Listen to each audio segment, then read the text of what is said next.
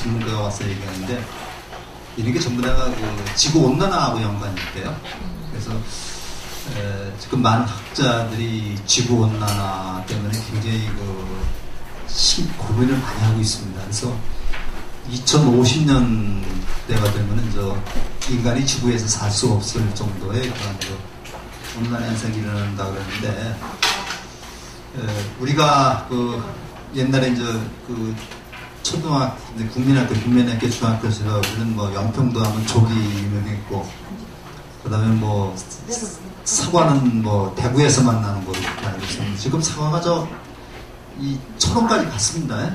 근데 아마 이북까지도 지금 가고 있을 텐데, 앞으로는 온난화 때문에 아마 인류가 심각한 어려움에 직면할 것 같아요. 일본은 반도 국가이기 때문에, 성국가이기 때문에, 언젠가는 일본이 침몰할 것이다 라고 하는 그런 트라우마라는 그런 게 있어가지고요. 계속해서 일본은 대륙 진출을 꿈꿔왔던 거죠. 그래서 삼국시대부터 또 그렇고, 특히 임진왜란도 역시 대륙 진출의 꿈을 실현시키기 위해서 일으킨 거라고 볼 수 있고요. 우리가 2차 대전도 마찬가지죠. 그래서 항상 옆에 좋은 이웃이 있으면 참 좋은데, 항상 옆에 있는 이웃은 사이 좋은 이웃은 없는 것 같아요. 어느 나라를 보든지 간에. 그래서 우리가 일본도 있고, 또 북한도 있고, 또 중국도 있고, 소련도 있고, 굉장히 어려운 상황에 처해 있어서 아마 정책 위반자들도 아마 굉장히 고민스러울 겁니다. 그런데 거기다가 지구 온난화, 이게 심각한데, 사실은 온난화의 주범이라고 하는 사람들은 전부 다 선진국 사람들이죠. 근데 그 피해는 몽땅 개발도상국, 후진국 사람들한테 지고 있는 겁니다. 그래서 아마 특단 대책이 없는 한 우리가 계속해서 아마 이 어려움은 겪어 나가야 되지 않을까 하는 생각이 드는데요. 우리 미국이나 이 중국의 정책 위반자들이 우리 불교를 좀 공부했으면 참 좋을 것 같은 생각이 좀 듭니다. 오늘은 사실은 초하루죠. 음력 6월 초하루인데, 평상시간 됐으면 초하루는 가능하면 강의를 하지 않았습니다. 그런데 이번에는 원래 기일이 촉박하고, 오늘 강의를 못하면 8월달 넘어가야 되기 때문에 한 겁니다. 그렇게 하고, 다음 주에는 우리 불교대학도 마무리되면서 모든 일정이 다 끝나게 되겠습니다. 그리고 졸업, 그 다음에 입학, 그 다음에 신학이 있는데, 먼저도 제가 말씀드렸습니다만은 경전반에서는 이번에 승만경이라고 그걸 강의하니까 좀 관심을 가지시고 보기 바라고요. 오늘은 이게 올해 단체가 승단이 오래 있다 보면 거기에는 꼭 이질적인 문제가 꼭 있습니다. 그래가지고 승가가 분열하는 위기에 처했는데, 요거를 갖다가 부처님이 슬기롭게 극복해가지고 다시 승단이 단단해졌다, 그런 얘기고, 아울러서 여기 평화와 평등 가르치는데 안바팔리라고 하는 기생 얘기가 나옵니다. 안바팔리라는 기녀가 뭐냐면 부처님한테 공양을 올리는 그런 얘기가 나오는데, 그것도 평등과 평화의 정신이라고 볼 수 있죠. 우리가 기녀라고 되면요, 굉장히 좀 좋지 않게 생각하는 분들이 있을지 모르는데, 옛날에 인도는 마찬가지입니다만, 기녀 또는 유녀라고도 얘기하는데요. 기녀, 그 다음에 유녀 이렇게 얘기를 하는데, 요분들은 그냥 우리가 요즘에 말하는 몸이나 파는 그런 분들이 아니죠. 그래서 이분들은 물론 얼굴도 잘생겼겠지만은 학문이 있고 덕망이 있고 이런 분들입니다. 확실한 건 이제 모르겠습니다만 이율곡의 그 누님이 임해창이라고 들어보셨죠? 임해창이라고 하는 그 분이 이제 이율곡의 누님이라고 그러는데 기념화돼서 이제 이렇게 부안 쪽에서 이제 이렇게 시도 짓고 그랬는데 신사임당도 그거를 용납이 못 돼가지고 족보에서 파버렸다고 하는 얘기가 있습니다. 근데 아마 거의 맞는 얘기 같아요. 그래서 근데 여기 이제 안바팔리라고 하는 그런 윤여역이 나오는데 그것이 되기 전에 대화다따의 반역부터 나가겠습니다. 이 교재가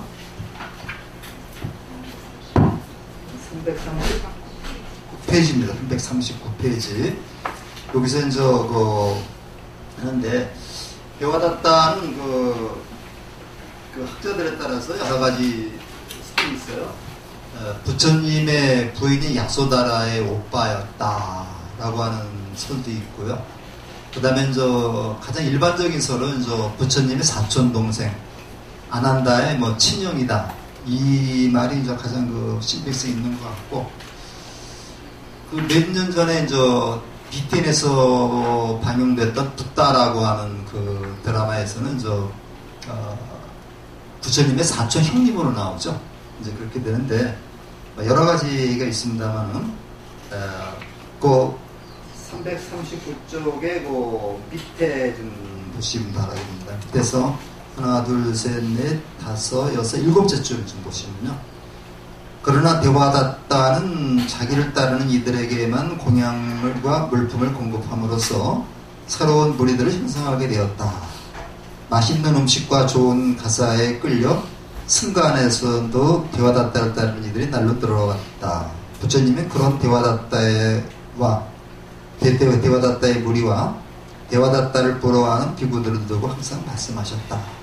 이러면서 그 뒤에도 조금 읽어보겠습니다. 비구들이여, 많은 보시와 드날리는 명성은 수행자에게 타오르는 불과 같다. 불이란 좋은 이익도 가져오지만 조금만 소홀해지만 감당하기 힘든 재앙을 불러온다. 비구들이여, 털이 긴 양이 가시덩굴 속으로 들어가면 넝쿨에 뒤엉켜 옴짝달싹 못하고 생명을 잃게 된다. 그와 같이 많은 보시와 드날리는 명성을 향하는 탐하는 비구는 들어가는 마을과 도시에서 산자들과 신자들과 뒤엉켜 비구의 법을 잊게 된다. 바나나 나무가 많은 열매를 맺으면 말라죽듯 감당하기 힘든 공양과 명성은 자신을 죽이는 것이다. 좋은 공덕을 무너뜨리는 것이다. 이렇게 가면서 계속 그 대화다따에게 사인을 보냈던 겁니다. 굉장히 그 대화다따가 이제 굉장히 똑똑하고 그런 제자이긴 하지만은 그 야망과 명예욕이 너무 심하기 때문에 이거 오욕이 들어가죠. 그렇기 때문에 이제 이렇게 얘기를 했지만은 끝내 그 대화다따는 부처님의 충고를 듣지 않습니다. 듣지 않고 여기에다가 이제 그 아자타사투라고 하는 빈비사랑의 아들과 이제 똥배짱이 나왔던 거죠. 그래서 부처님께서는 난리나라 천사라도 전법을 떠나셨다 해서 이제 전법이 부처님의 생애에서 가장 중요한 내용입니다.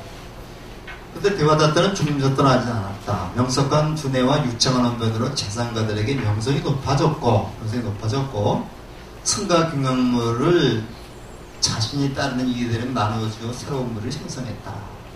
더구나 아자사사투가 태자가 되어 국가 식권을 장악하자 라자가에서 그의 위세는 날로 높아갔다. 우리가 대화다따를 다른 옛날 책에는 조달이라고 얘기를 해요. 조달. 아마 여러분들이 어떤 그 오래된 책을 보면 조달 얘기하는 조달을 대화다따 또는 대바다따 이렇게 다 이제 마찬가지 말입니다. 그래서 부처님이 말년에 겪은 큰 세 가지 그 슬픔 가운데 이제 대화다따의 반역, 그 다음에 사리불과 못 건넌의 죽음, 그 다음에 이제 카벨라바투 조국의 멸망, 이렇게 세 가지를 들고 있습니다. 그래서 이렇게 부처님이라고 하는 분도요, 그들한 슬픔에 이렇게 잠기게 되면 이 슬픔을 극복해 나오느냐고 많은 그 에너지가 소진이 되는 거죠. 그래서 이걸 한번 겪고 나면 굉장히 몸과 마음이 다 이제 세잔해지는 그런 경우인데, 이런 것들이 이제 아마 부처님을 조금 좀 슬프게 만들지 않았는가, 그런 생각도 좀 해볼 수 있습니다. 그래서 바나나 나무가 많은 열매를 맺으면 줄러 말라 죽듯 감당하기 힘든 고난감에서는 자신을 죽이는 것이다. 그래서 우리가 이 오타각세라고 해가지고 그 명예라든가 그 다음에 돈이라든가 이런 것들을 갖다가 이렇게 추구하고 그런 것만 차지하려고 하는 것을 굉장히 경계를 많이 했습니다. 그래서 부처님께서는 제자들이 이제 신통을 부린다고 이렇게 이제 나가가지고 그 신도들에게 점을 봐준다거나 운수를 갖다가 이렇게 가르쳐주는, 이거 굉장히 경계하셨어요. 사실은 우리가 이제 절에 와서 스님한테 무슨 특히 상담하면서 그렇게 묻는 거는 스님을 참 어렵게 만드는 거죠. 근데 이것은 올바른 법은 아니라고 얘기를 합니다. 그래서 이제 됐는데, 이 대화다tta는 이게 이제 대화다tta하고 이제 부처, 그 다음에 이제 아자타사투하고 태자하고 임비세라고 이렇게 이제 관계가 맺어집니다. 그래서 대화다tta는 부처님을 없애고 자기가 대신 부처가 되려고 하는 거고, 아자타사투는 아버지 부왕을 죽이고 자기가 왕이 되려고 하는, 이게 딱 맞아떨어져가지고 이제 대화다tta하고 아자타사투가 이제 서로 미략을 맡게 되는 거예요. 그래서 우리 때문에 똥은 똥끼리 뭉치고 그런 얘기 있죠. 그래서 그러나 부처님의 꾸짖음도 대화다tta하고 잠재울 수는 없었다. 그래서 어느 날 세존께서는 이제 연로하셨습니다. 이렇게 볼 때 아마 대화다tta가 부처님보다 나이가 많다고 하는 것은 좀 설득력이 없겠죠. 설득력이 없는데, 심지어는 어떤 책에 보면요, 아난을 이제 부처님의 사촌 형으로 설정해 나오는 데도 있습니다. 근데 이제 그런 것들은 그러니까 이제 이 학자들이 참 이상한가 봐요. 그냥 맞아. 자기가 어떤 문헌을 하나 이렇게 이제 구하면은 그걸 가지고서 이제 하면서 기존 학설을 갖다 뒤집어 보려는 그런 게 있을 것만 같습니다. 그렇습니다. 아무쪼록 과부를 선정에 들어온 마음껏 쉬십시오. 이제 뒷방 긁기 되는 얘기죠. 교단은 제가 잘 통솔하겠습니다. 거듭되는 관점에도 침묵을 지키던 부처님이 조용히 말씀하죠. 이 부처님은 사실은 후계자를 지명을 하지 않았어요. 우명을 지명하지 않았는데, 우리 선불교에서 이제 가섭존자를 지명했다 이런 얘기가 나오고 있습니다. 그거는 사실과는 다른 얘기고, 설사 후계자 지명 문제에 있다 하더라도 대바다tta에 대해서는 부처님이 누구보다 잘 아시죠. 그러니까 대바다tta에게 그렇게 교단의 운영권을 주려고 생각하지는 않았을 겁니다. 그러니까 나는 사리푸tta나 마하모갈라나에게조차 교단의 손이 맡기지 않고 있다. 너처럼 다른 이가 뱉어버린 가르침을 주워 삼키는 이에게 어찌 교단을 맡길 수 있겠는가. 이 가르침이라는 게 이제 해타라고 했다.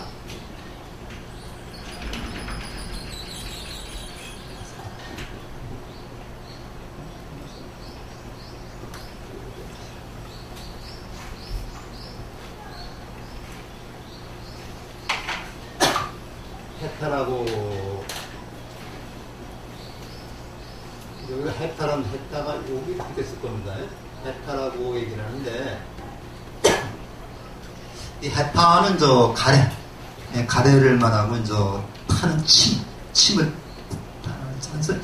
사실은요, 이 해타라고 하면 사람이 뱉어놓은 가래와 침을 말하는데, 이게 굉장히 좋은 뜻입니다. 이게 좋은 뜻이 돼가지고, 사실 이게 이제 금원, 그 다음에 금구 이렇게 해가지고 성현들이 남겨놓으신 좋은 말씀을 여기 해타라고 해요.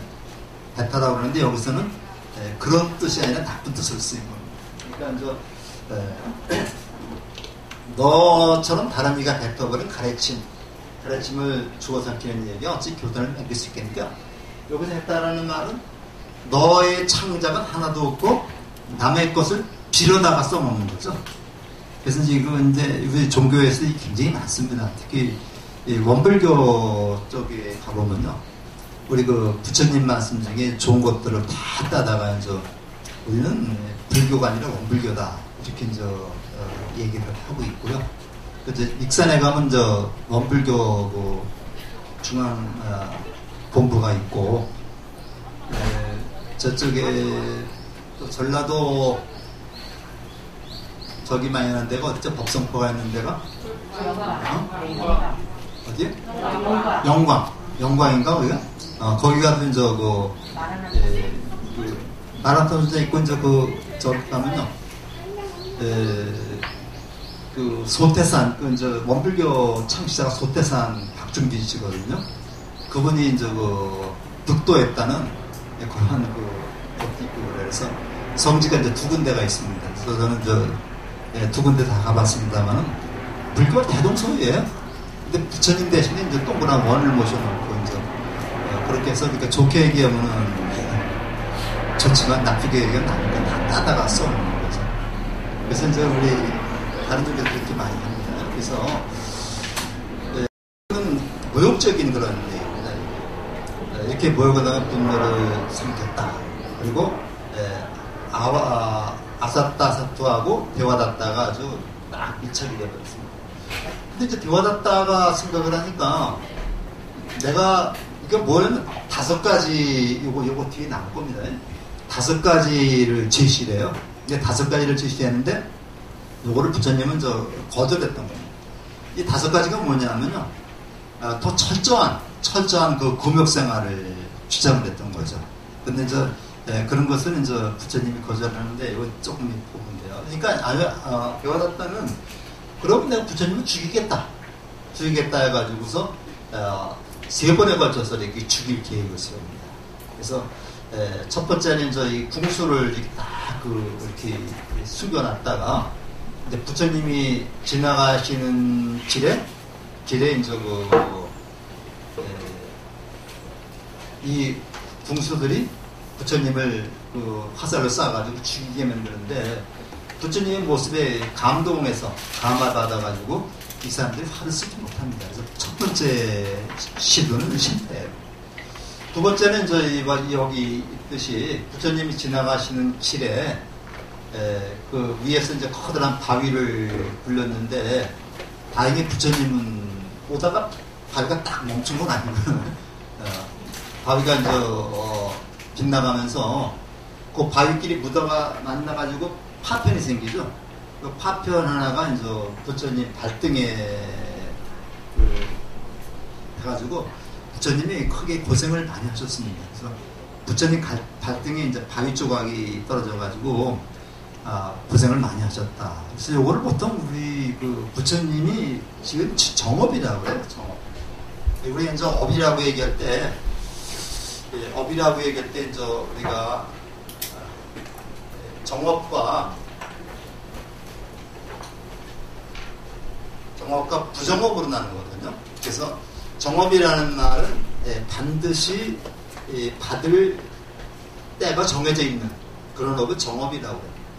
그다음에 부정업은 시기가 정해져 있지는 않지만은 반드시 받는다. 그래서 그래서 부처님이 과거 500세 동안 쭉 살아오면서도 항상 그 업을 짓지 않을 수 없는 거죠. 그래서 그 지은 업을 부처님이 받은 것이다. 그렇게 이제 얘기를 하는데 이에 대해서 더 인간적인 그런 인간적인 모습을 볼 수가 없는 거죠. 근데 이제 정업에는 약간 먼저도 얘기했습니다만은 수년업, 순생업,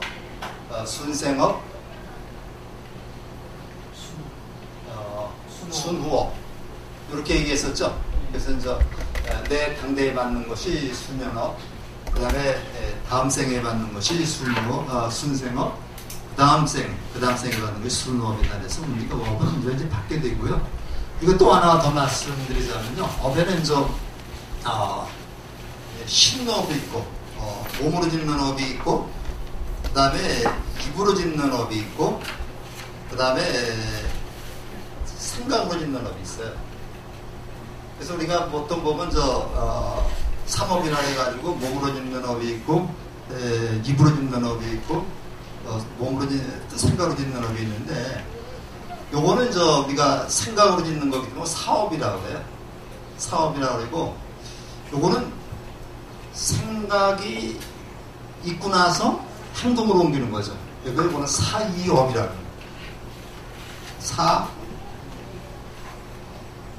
해요. 요게 이제 이자입니다. 이미 이자인데, 그래서 우리가 이제 구업하고 신업은 사이업이라고 그러고, 의업은 사업이라고 해가지고, 우리 불교에서는 사업을 더 중하게 여깁니다. 중하게 여겨서, 내가 이미 그렇게 나쁜 어떤 업을 짓기로 생각을 했으면 생각한 그 자체가 벌써 업이 되는 거예요. 그래서 우리가 얘기를 하는데, 우리가 이제 혹시 책 보시면서, 이런 얘기도 나올 수가 있습니다. 그 다음에 이제 세 번째 실패니까, 세 번째는 이제 코끼리, 날라길이라는 코끼리가 술을 잔뜩 먹여가지고 이제, 부처님 가시는 길에 풀어놨다. 그런데 여기도 성공을 못했다. 이렇게 해가지고 세 번 죽이려고 해다가 결국 실패했습니다. 그래서 마지막으로는 참회한다고 손톱에다가 독을 발랐어요. 독을 발라가지고 이제 부처님을 만나면 특히 직접 대면에서 이렇게 죽이려고 하는 그런 생각을 가지고 부처님을 찾아가다가 땅이 꺼지면서 지옥에 들어갔다. 이렇게 얘기를 하고 있는데, 바로 이제 대화다tta는 누구냐? 대화다tta는 바로 부처님의 그 법화경에 보면 그런 얘기가 나오죠. 대화다tta가 내 스승이라는 얘기가 나옵니다. 스승이 나와서 이렇게 이런 악한 행동을 통해서 나에게 깨우침을 주는 그런 보살을 역행보살이라고 해요. 그래서 우리가 이제 대화다tta를 보통 역행보살이라고 하는 말을 쓰는데요. 역행이라는 말은 나와는 다른 방향으로 뜻이 다르죠. 나와는 다른 방향으로 이제 행동을 하면서 나에게 이제 교훈을 주는 그런 스승을 역행보살이라고 얘기를 합니다. 역행보살이라고 해가지고 우리가 이제 살다 보면은 나한테 꼭 잘해주는 사람만 있는 건 아니라 나한테 아주 그냥 위인수같이 나를 갖다 못 살게 구는 그런 친구도 있는데, 그런 사람들도 나에게는 많은 스승이 될 수 있다는 얘기죠. 그래서 법화경에서는 대화다tta도 마침내 성불할 것이다. 대화다tta도 마침내 성불할 것이다 해서 이제 수기를 주는 장면이 나옵니다. 그래서 기독교에서 이제 위인수를 원수가 아니라 위인수입니다. 그러니까 이제 우리말 쓸 때 이거 진짜 구분해서 이래요, 이거. 위인수, 저는 위인수, 원수인데, 이 원수는 국가원수죠. 이건 이제 우리가, 원수라고 했을 때는 위인수. 이게 이북에서는 이거 구분해서, 이렇게 쓰죠, 이북에서는요. 이북책은 이렇게 돼 있습니다. 또 김정은이고, 김정은하고 위인수하고 똑같이 할 수 없잖아요. 우리말은 위인수입니다, 위인수. 근데 이제, 이게 사실은 우리 말에서 한자, 한재를 우리가 떨어내면서 우리말이 이렇게 많이 바꿔야 돼요. 그래서 이거 옛날부터 나온 겁니다, 이제. 원수가 아니라 위인수. 자, 그래서 이제, 그래서 부처님의 간용과 탈이 불구하고 대화다tta는 허물을 일치지 않았다. 일치지 않고서 별도의 승가를 선언해가지고 500명이 이제 이 대화다tta를 따라갑니다. 따라가는데 가만히 보니까 사리푸tta하고 마모갈라나가 가만히 보니까 안 되겠거든요. 그래서 이제 두 사람이 대화다tta 교단으로 승단으로 갔어요. 가니까 이제 대화다tta가 이제 부처님 흉내내냐고 설법을 하고 있다가 두 제자가 오는 걸 보고, 봐라, 저 두 제자도 나한테 오지 않느냐 하고 두 제자가 오니까 내가 피곤하니까 잠깐 쉬어야 되겠다고 이제 이렇게 잠깐 낮잠을 자는 사이에 사리불하고 모갈라나가 500명의 비구들을 설득해서 다시 돌아옵니다. 돌아오니까 이제 부처님이 조용히 타이르신 겁니다. 사악한 사람들과 가까이 하지 말고 지혜로운 사람과 가까이 하라. 그래서 우리가 사악한 사람들과 가까이 하면은 거기에 이제 물이 들고, 지혜로운 사람과 가까이 하면 거기에 또 물이 드는 거죠. 그래서 이제 친구를 보면 그 사람을 알 수 있다고 합니다. 사람이 본래 악한 것은 아니지만 악인을 가까이 하면 그 악명이 천하에 퍼지게 되느니라. 그래서 우리가 이제 선과 악이라고 하는 그 개념이 있는데요. 우리 이거 중국의 춘추전국 시대에 이제 맹자하고 순자라고 하는 그 아주 걸출한 인물이 있었죠. 그래서 공자님의 이제 돌아가시고 한 200년 뒤에 이제 맹자하고 순자가 나오는데, 맹자는 뭐라 그랬어요? 성선설을 주장을 하고, 순자는 성악설을 주장을 했다. 근데 우리가 이제 쉽게 알면요, 인간의 본성은 원래부터 착하다. 우리 어린아이를 보면 알 수 있지 않느냐. 이게 이제 그 맹자의 주장이고요.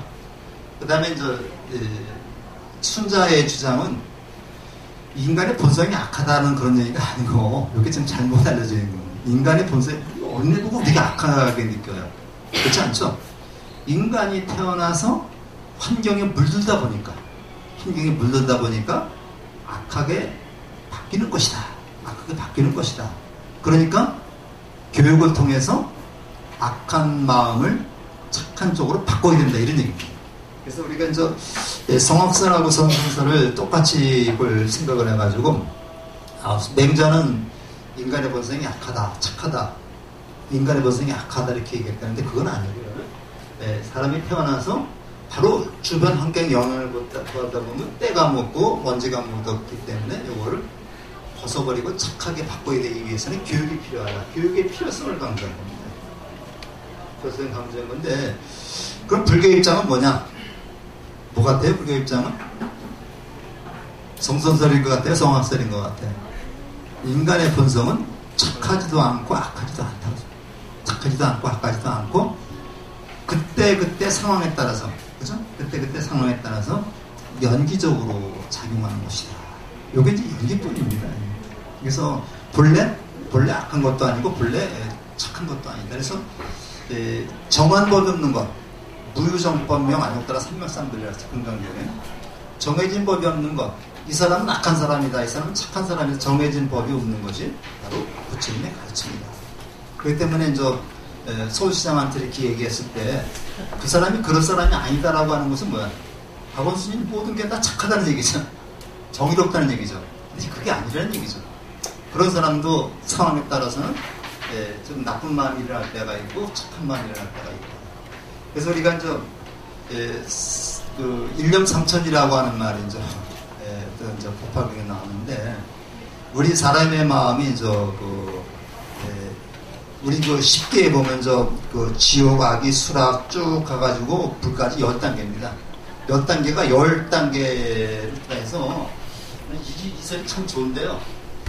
부처의 마음, 그 다음에 지옥의 마음이라면 부처의 마음도 부처에부터 지옥까지 있습니다. 여기도 부처부터 지옥까지 있습니다. 그래서 부처의 마음이라 해서 모든 게 다 부처의 마음만 있는 게 아니라 그 사이에는 지옥과 같은 마구니의 마음이 있다는 거예요. 이 마구니의 마음을 어떻게 내가 잘 극복하고 이걸 이겨내느냐, 이게 문제가 되는 거예요. 그러니까 이제 항상 이제 우리가 암만 그 성형분자를 갖다 공자님이나 부처님 같은 분을 납해놓고서라도 상황에 따라서 그분들도 악한 마음, 나쁜 마음이 생길 수 있다는 겁니다. 그렇기 때문에 딱 규정 지어서 인간의 마음이 선하다, 악하다라고 얘기하는 것은 잘못이라는 게 이제 불교의 입장입니다. 이렇게 돼가지고 이렇게 해서 이제 실패했죠. 그래서 잘못치고 가던 중에 대제가 낮으면 치수하고도 불교 습자에 아비지옥에 떨어졌다. 그래서 그냥 그렇게만 이해하시면 되겠습니다. 그래서 석가모니 사촌 신대하였다 쭉 해서 50통을 얻었는데 이 50통 중에서 육신통 중에서 누진통은 저 부처님의 경지에 이르러야만 되는 겁니다. 모든 번뇌를 없애버리는 게 누진통인데요. 그 다음에 신 역할을 했고, 뭐, 됐다. 5가지, 요거를 제안했는데, 그 5가지가 여기 나오죠. 승단의 구성원은 모두 알았냐, 한적한 곳. 알았냐, 한적한 곳. 바로 그 우리가, 저를 알았냐라고도 그래요. 탁발만으로 생활해야 된다. 그러니까 신도들이 초대했을 때 가지 말아야 된다는 얘기죠. 분소위만 입어야 되겠다. 분소위만 입어야 되겠다 해서 이제 남의 시체를 싼 흉겁이나 내비는 옷으로 만드는 옷을 분소위라고 그래요. 나무 아래서만 머물고 집에서 머물면 안 되겠다. 그러니까 그 우기나 이쪽에는 사실은 그 부처님은 수화자라 해서 나무 밑에서 머물다가 우기에는 지붕이 있는 곳으로 들어가셨거든요. 근데 이제 이분은 아마 그것도 용납하지 말자는 얘기겠죠. 그 다음에 육식을 하지 말자. 보통 그때는 남방불교에서는 걸식을 하기 때문에 신도들이 주는 고기는 먹습니다. 지금도 남방불교에 가면 육식을 하고 있어요. 육식을 하고 있고, 어딜 가보니까 뭐 쪽으로 가서 담배도 피더라고, 스님이. 그런 것도 아마 보신 분이 있을 거예요. 근데 그 북방불교에서는 육식을 금하고 있잖아요. 그래서 이런 것들을 보면 아마 더 철저한 자인화교에서 주장하는 것과 같은 그런 주장인데, 이것을 이제 부처님은 이 사람에 따라서, 사람의 상황에 따라서 남의 초대를 받아갈 수도 있고요. 그 다음에 무기 같은 데는 또 지붕인 데서 거쳐야 되겠죠. 그래서 이걸 갖다 거절했다. 우리가 지킬 수 있는 것만큼만 하자, 이렇게 얘기를 했습니다. 그래서 이제 이렇게 돼가지고 역시 악인의 대명사로 악명이 천하에 퍼지게 됐는데, 우리가 법화경에 나오는 대화나타에게 수기를 준 점을 한번 잘 명심을 해서 우리가 좀 봐야지 않겠다는 생각이 들고요. 요즘에 우리 불교평론이라든가 저런 데 보면 가끔 가다가 대화다타는 정말 악인이었나 이런 제목의 논문도 있어요. 있는데 그렇다고 대화다타를 찬양하는 건 아니지만 대화다타도 역설이렇게 보듯이 이런 악인은 아니었을 거다. 그런 얘기를 하고 있는 그런 논문들도 있습니다. 우리가 이상하게 한 사람을 이렇게 딱 돋보이게 하기 위해서는 상대방을 완전히 나쁜 놈으로 매도해야 되겠죠. 우리가 많이 얘기하는 것 중에서 이순신과 원균 얘기를 하는데, 원균이 그렇게 나쁜 무지몽매한 놈은 아니었다는 그런 얘기를 하고 있습니다. 근데 이광수가 이순신이라는 소설을 쓰면서 이순신을 띄우기 위해서 원균은 아주 그냥 나쁜 놈, 비열한 놈으로 했는데, 자세한 건 저도 모르겠습니다만, 그런 면에서 부처님을 더 띄우기 위해서 대바다타를 사실 이상으로 지금도 폄하했을 수도 있다. 그런 가능성은 충분히 있는 겁니다. 그 다음에 이제 아따따사뚜가 나오는데, 이게 우리가 조금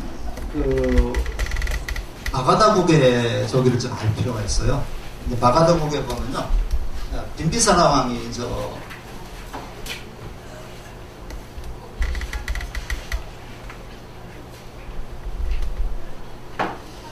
빈비사나 왕이 있고요. 근데 부인이 이제 위제이 부인이에요. 위제이 부인인데, 이 두 분이 사이에서 아들이 아자타사토라고 하는 아들이 있는데, 굉장히 똑똑하면서도 야망이 아주 있는 그런. 하면서 야망을 드러내서 아타사토가 자기 왕권을 대바다타하고 이렇게 결합이 돼가지고 왕권을 차지하기 위해서 빌비사랑 아버지를 유폐시켜요. 감옥에다 유폐시키고. 먹을 거 주지 않습니다. 그러니까 그 부인이 BJ 부인이 밤마다 깨끗이 목욕을 하고서 이 몸에다가 이제 그 꿀을 잰 뭐 이렇게 뭘 발라가지고서 이제 옷을 입고 가서 빈비사라왕한테 줍니다. 이제 그래서 목숨을 연장시키는데 아자타사트가 이제 아무리 봐도 아버지가 죽을 때가 됐는데 안 죽거든요. 그러니까 이제 신하들을 불러가지고 물어보니까 이만저만해서 위제이 부인이 뭐 그렇게 했다, 어머니가 그렇게 했다니까 아자타사트가 이제 어머니를 죽이려고 합니다. 어머니를 죽이려고 하니까 신하들이 말려요. 아버지를 죽이는 것도 천하의 못된 죄인데 하물며 어머니를 죽이겠습니까? 그래서 인도에서는 어머니를 죽인 죄가 더 큽니다. 아버지 죽인 죄보다. 그래서 어머니를 마치까지 유폐시켜버려요. 유폐시켜버리니까 빈비사라 왕은 결국 굶어 죽게 되죠. 굶어 죽게 되는데 빈비사라 왕이 이제 이렇게 감방에 많은 창문이 하나 있었어요. 창문을 통해서 보면 영축산이 보여요. 영축산이 보여가지고 항상 영축산을 바라보면서 부처님을 그리워했어요. 그랬더니 아들이 그까지 막아버렸어요. 막아버리고 그다음 위제이 부인은 이제 항상 영축산을 바라보면서 부처님을 그리워하니까 부처님한테 설법해 주기를 청하니까 부처님이 이제 그쪽으로 좀 오십니다. 위제이 부인에 나타나서 뭐 꿈인지 뭔지 나타나가지고 넘어 죽음을 갖다가 두려워하지 말라 하고서 극락세계의 그 모습을 쫙 말씀해 주세요. 극락세계의 모습을 이러이러한 것이 극락세계라고 쭉 말씀해 주니까 위제이 분이 이제 그 말씀을 듣고서 마음의 평정을 찾거든요. 그래서 죽게 되는데 바로 부처님이 위제이 부인한테 극락의 모습을 쭉 설명해 준 그 경전이 관무량수경입니다. 관무량수경. 그래서 아미타경, 관무량수경, 무량수경 세 개를 합해가지고 아미타 삼부경이라고 얘기를 하죠. 경전만 해서는 내리면 관무량수경까지 다 끝납니다. 그렇게 되는데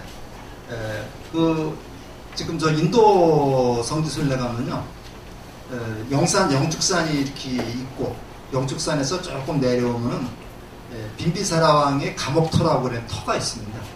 터가 있는데 터만 남아 있는데 그 터에서 이렇게 보면은 그 영축산이 보인다 그러죠.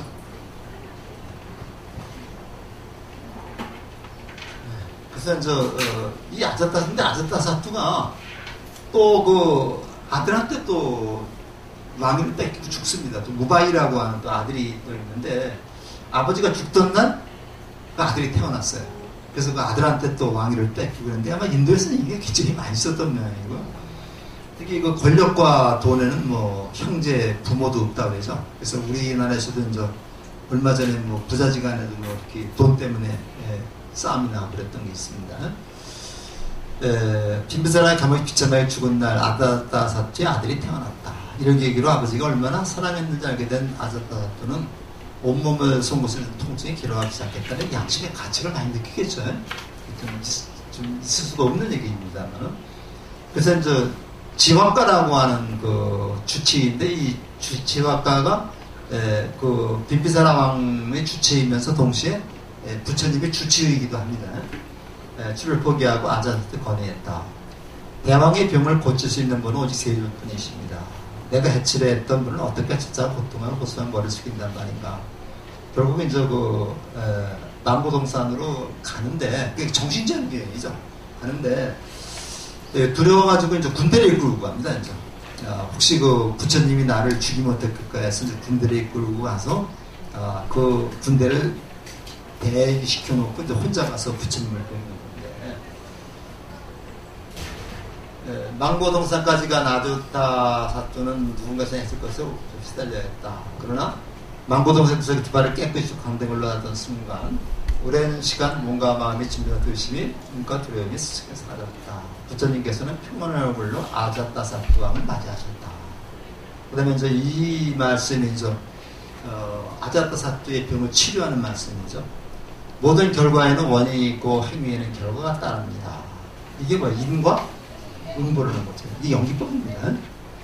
선하고 유익한 결과를 가져오는 마음가짐과 행동을 부지런히 실천하고 악하고 무익한 결과를 가져오는 마음가짐과 행동을 삼가야 돼. 결국 어떻게 하라는 얘기입니까? 착하게 살라. 착하게 살라는 얘기죠. 당신이 옛날에 저지른 과오는 우리가 참여하고 새로운 인상으로 착하게 살라. 이런 말씀을 해주십니다. 자신의 지난 과오를 거울처럼 비추는 부처님 말씀에 조간이 참여했다. 부처님이 이제 다시 태어나셨던 그 이후 부처님께서는 선정을 마가다국을 강국으로 성장시켰다. 그래서 이제 마가다국이 그 인도를 통일하는 그 밑바탕을 마련하는 건데, 사람이 누구나 실수를 할 수 있고 잘못을 범할 수 있지만 자기가 범한 잘못과 실수는 아주 쿨하다는 말 많이 쓰죠. 쿨하게다 인정을 하고 다시는 그런 실수를 범하지 않도록 해야 되겠다. 그러니까 사람이 한 번 범한 실수를 두 번까지는 할 수 있어요. 근데 세 번째 하면 안 되는 거죠. 그래서 우리가 이제 어떤 실수를 했을 때 그 실수를 우리가 원인을 분석해서 그러한 잘못을 범하지 않게 하는 게 참회라는 얘기입니다. 그렇고 그다음에 이거 한번 보면 다 이거 하는 얘기죠.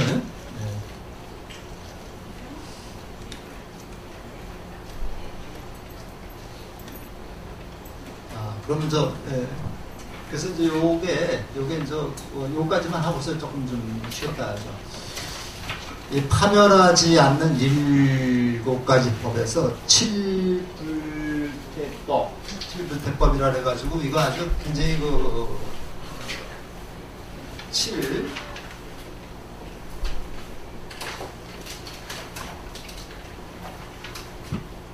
칠불세법입니다. 칠불세법이라 해가지고 아주 유명한 이것도 말씀인데, 이 왓지연맹을 깨달음이 44년이니까 아자타사토 왕이 부처님의 제자가 된 뒤에 부지원님이 부처님한테 신화를 보냅니다. 신화를 보내가지고 왓지연맹이라고 하는 그 당시에는 굉장히 힘이 센 그러한 종족이었단 모양이에요. 부처님에게 의견을 여쭈었는데, 왓지연맹을 우리가 지금 침략해도 괜찮겠습니까? 하고 얘기를 했더니 부처님이 당연히 가지 말라 그러죠. 가지 말라 그러는데, 주에 그 곁에 아난다가 있었어요. 아난다가 있으니까 부처님이 아난다한테 질문하고 아난다가 대답하는 형식으로 이렇게 얘기를 합니다. 그래서 요게 저기는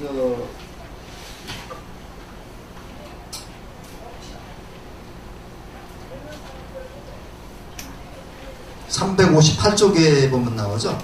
358쪽에 보면 자세하게 나옵니다. 아난다. 왓제 사람들은 자주 회의를 열며 회의에는 많은 사람들이 참석한다는 것이 사실인가? 하니까 사실입니다. 참여도 사실이다. 쭉 얘기하는 게 나오는데, 우리가 우리 말 속에요, 이 참여라고 하는 말하고 동참이라는 말이 있어요. 우리가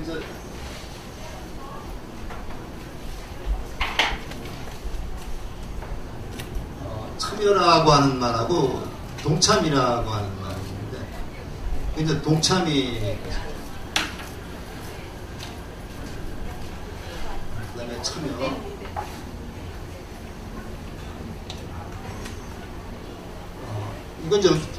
이게 여자가 물탈이죠. 물탈이 안으로 들어오는 게 참여입니다. 참여함이 있는데, 이게 분명히 다른 말입니다. 이게 참여라는 거는 내가 그 집단에 소속돼 가지고 주체적으로 이끌어가는 걸 참여라고 그래요.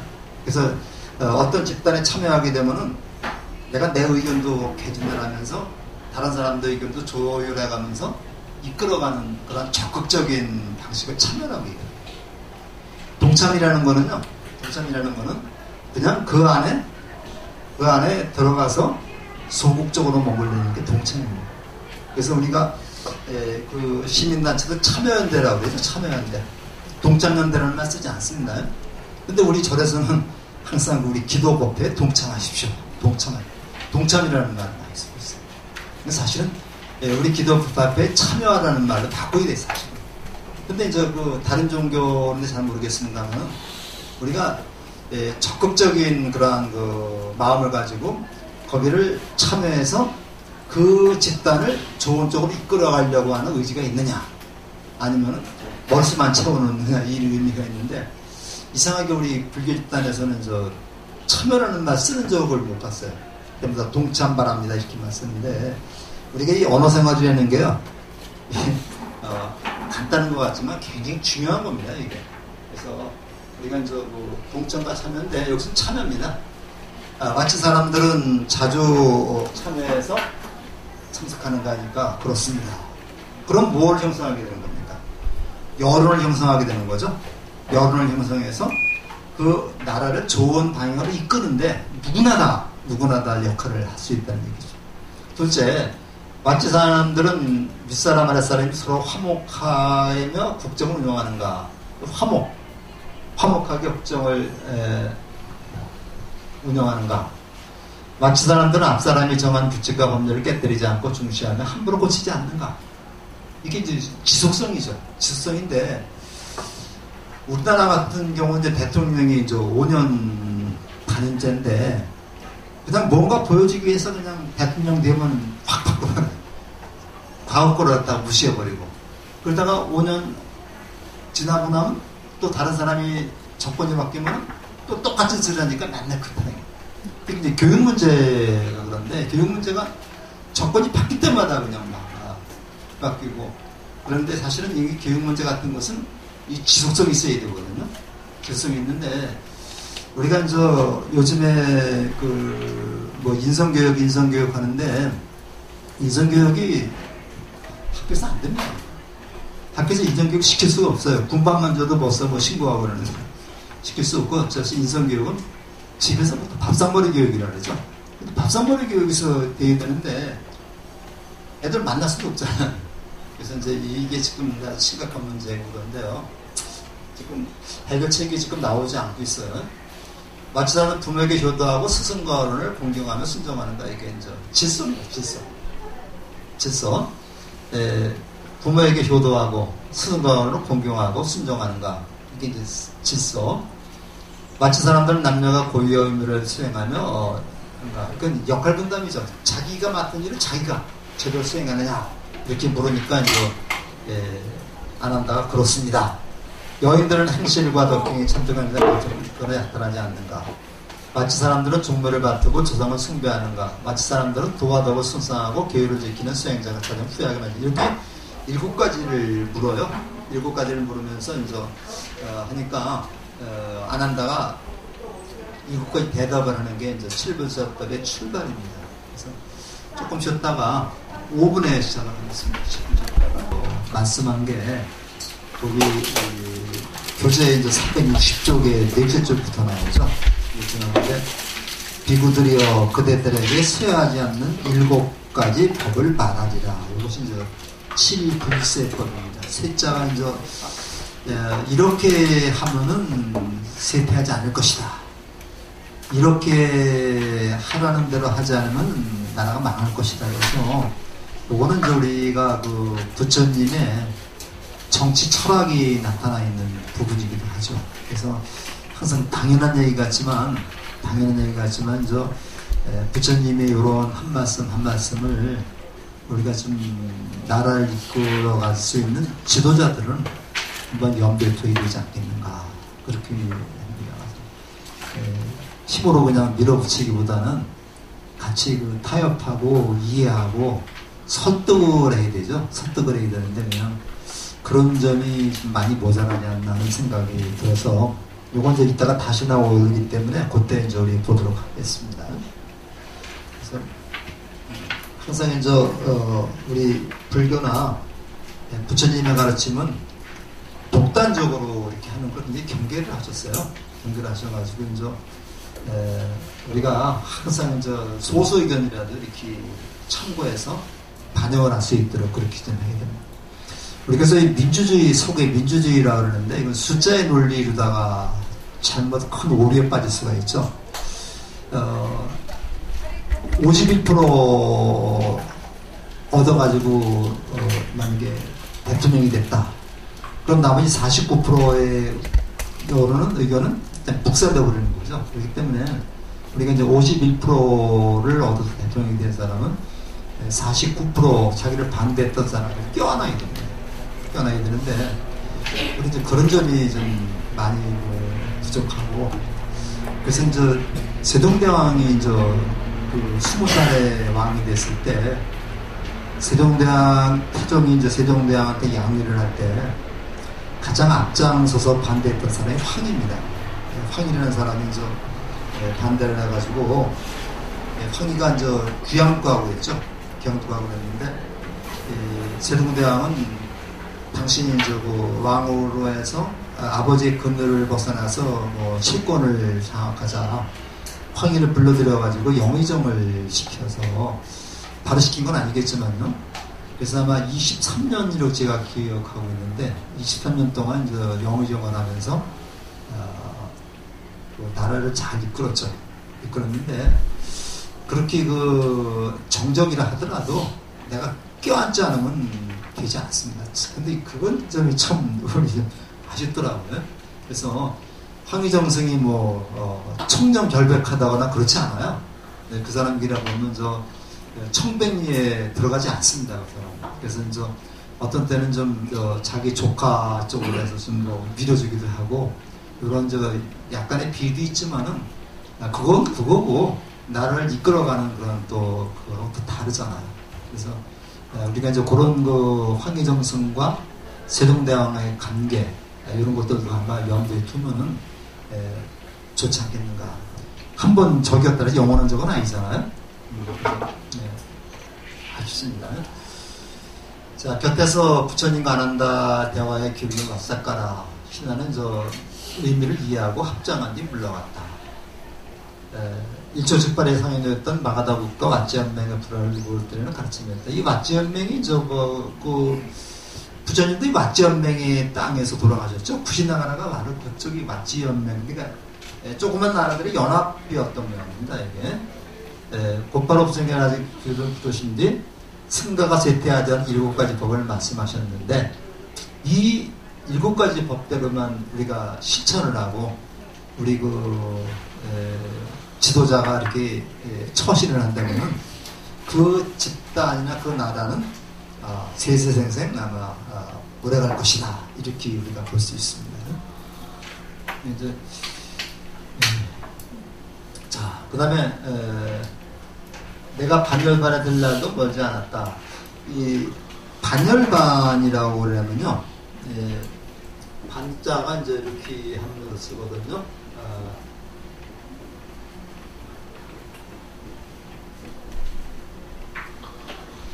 열반에 꼭 요거 반이라는 말은 완전한 열반이래요. 그 완전한 열반을 우리가 이제 무여열반이라고 해서 그래서 우리가 열반을 얘기할 때 이제 뭐 유여열반, 그런 완전하지 않은 열반은 뭐냐? 이거는 이제 완전하지 않다는 게 아니라 아무래도 이제 육신을 갖추고 있으면은 이러한 그 오욕집정에서 완전히 벗어나지 못한다는 얘기죠. 그래서 반열반이라고 완전한 반열반이라고 해서 우리가 이제 대반 열반경이다. 부처님이 이제 돌아가시면서 이제 그 하루낮 하룻밤이죠. 한낮 하룻밤에 있었던 일을 쭉 기록한 것이 이제 대반 열반경이라는 경전인데 이게 이제 그 중화암경인가에 있어요. 중화암경인가에 있어가지고 거기에 대반 열반경을 읽어보면은 아주 그렇게 길지 않습니다. 부처님의 그 하루나 하룻밤이 아주 일목요연하게 딱 드러나요. 근데 요게 이제 대승불교 쪽에서 대승경전이 나오면서 그거를 떼다가 자꾸만 살을 붙이고 해서 만든 것이 이제 또 대반열반경이 또 있습니다. 근데 이거는 좀 두꺼워요. 보통 그래서 역경원에서도 2권으로다가 번역을 해서 나오는데 거기 가면 뭐 천신도도 나오고 뭐 많은 사람들이 나와요. 근데 이제 그런 그 대승경전들이 다 이렇게 그 총기경전, 암경이나 니까야를 다 나중에 다 이제 살을 붙이고 해서 이렇게 각색을 해서 꾸며놓은 거죠. 꾸며놨기 때문에 항상 우리 그 부처님의 가르침의 기본 핵심은 항상 그 우리 초기불교에서 찾아야 된다. 멀지 않았다. 뭔지 물어라. 그래서 이제 뭐라 그래서 내가 이제 살아봐야 이제 얼마 안 남았는데 궁금한 게 있으면 다 물어봐라. 내가 다 대답하겠다. 이렇게 얘기를 했습니다. 그러니까 이제 누구도 묻는 사람이 없었다. 그때 법물단 대한제 건석관 내려와서 사양 꽃을 바치고 물러갔다. 부처님께서는 그 연꽃을 대중하게 들어 보이시며 아무 말씀 없이 눈만 깜빡이 유명한 저 염화시 중에 있었죠. 염화시 중인데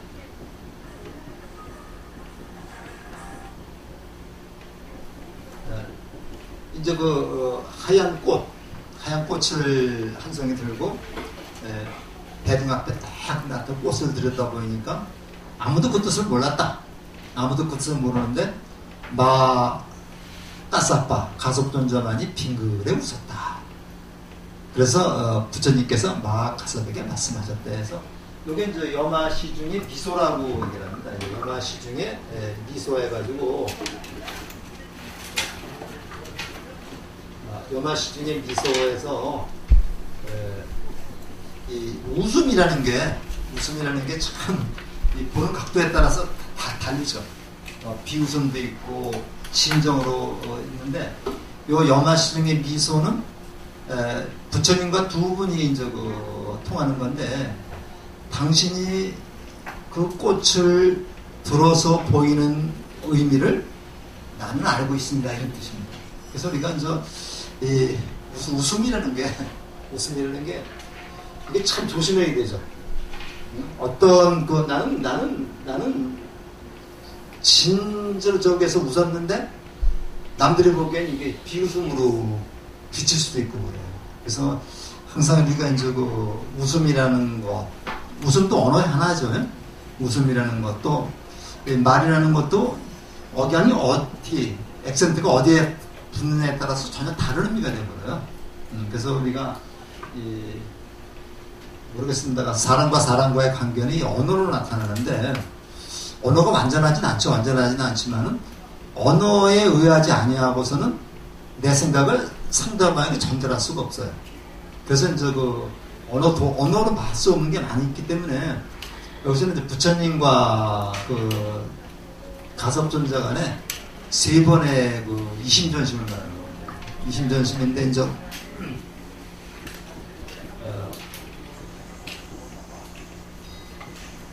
이심전심입니다. 마음으로서 마음을 전한다. 마음으로서 마음을 전한다 했는데 저는 가장 이걸 하면서 이제 중요한 게 역지사지가 아닌가 생각합니다.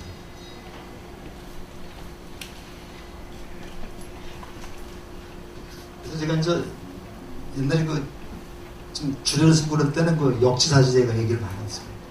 입장을 바꿔놓고 생각을 해봐라. 그러니까 우리가 어떤 마찰이 있을 때 부부지간에도 이제 남편은 아내 입장에서, 아내는 남편의 입장에서 한 번만 생각해 본다면 이해가 되거든요. 이게 역지사지인데 바로 이 역지사지를 바탕으로 해서만 이게 나오는 겁니다.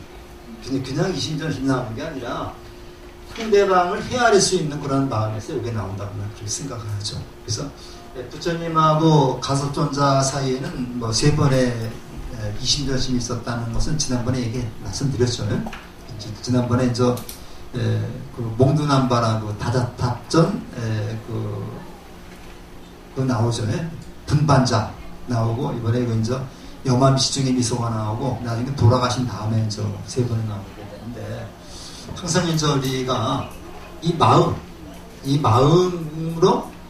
마음을 가지고 이 마음을 전한다니까 부처님이 꽃을 들어보인 마음으로서 제자는 그 마음을 이해하고 부처님을 따르게 됐던 거죠. 그러니까 진리를 보는 바른 안목과 열반의 오묘한 마음을 그대 마까사파에게 부촉하나니 그대는 잘 보호하면 널리 전에 영원히 끊어지지 않게 하라. 이 안목이라는 건데 사물을 보는 그러한 눈을 안목이라고 그래요. 안목이라는데 우리가 이 세상을 어떤 안목으로 보느냐, 어떤 긍정적인 안목으로 보느냐, 아니면 부정적인 안목으로 보느냐에 따라서 세상은 전혀 다르게 보입니다. 우리가 이제 세상을 볼 적에도 중생의 눈으로 본다면 이 세상이 싸움터입니다. 욕망의 싸움터지만 부처의 눈으로 본다면 서로 이해하고 배려하는 그런 세상이 되겠죠. 근데 사실은요, 어디 그 초기 경전 어디에도 이런 말은 없습니다. 이런 말은 없고, 부처님은 분명히 나는 내 후계자를 세우지 않는다고 얘기했거든요. 그래서 뭐라고 그랬어요? 바로 그 자등명, 법등명을 얘기해요. 자등명, 법등명을 얘기하고, 누구도 내 후계자라고 지적하지 않았는데, 요거는 나는 선불교에서 오는 한 말로 생각이 됩니다. 근데 우리 조계종이 역시 선불교를 지향하다 보니까 아마 부처님의 생에 이런 말이 들어갔는데, 아마 올바로 된 부처님의 생애 그쪽에서는 이제 이런 말은 들어가지 않습니다. 그때 부처님은 선불교에서는 마하카사파가 부처님의 법을 계승한 첫 번째 계승자라고 얘기를 하는데, 그냥 그렇게만 아시면 되겠습니다. 자, 그 다음에 칠불세법 나오죠. 자주 모여 회의한다. 그러니까 우리가 요거는 아까 말씀은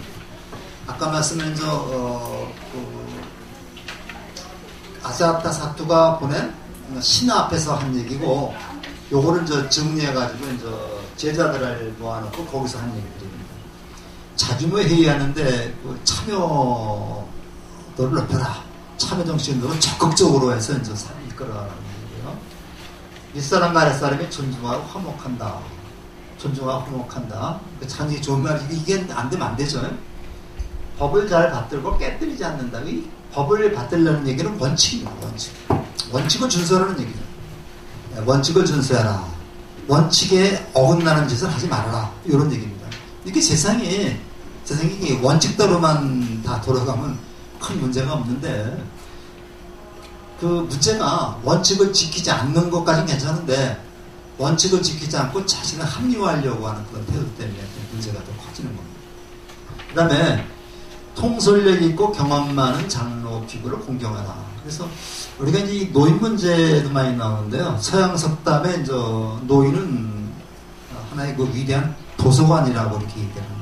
그러니까 노인의 노인이라서 꼭 나이 많은 사람이 아니라 덕망을 갖춘 사람이죠.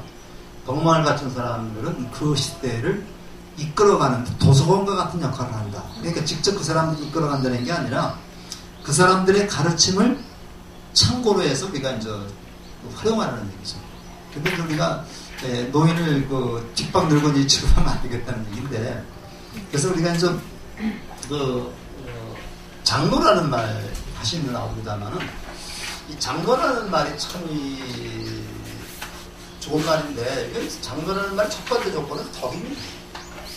덕을 갖춰야 되는데, 우리가 아무리 나이가 많더라도 덕을 갖추지 않으면 어떤 스승이라든가 장로가 될 수 없는 거죠. 그러니까 우리가 덕을 갖춘다는 것은 꼭 나이하고는 그렇게 관련이 없는 것 같습니다. 그래서 어떤 사람은 나이가 많지 않더라도 덕망이 있는 사람이 있을 수 있는 거고요. 어떤 사람은 나이가 많아서 100살이 돼도 어린애 같은 사람이 있는 거고, 그렇죠. 덕을 갖추는데, 유교에서는 이런 사람을 군자라고 그랬어요. 군자라고 그래가지고,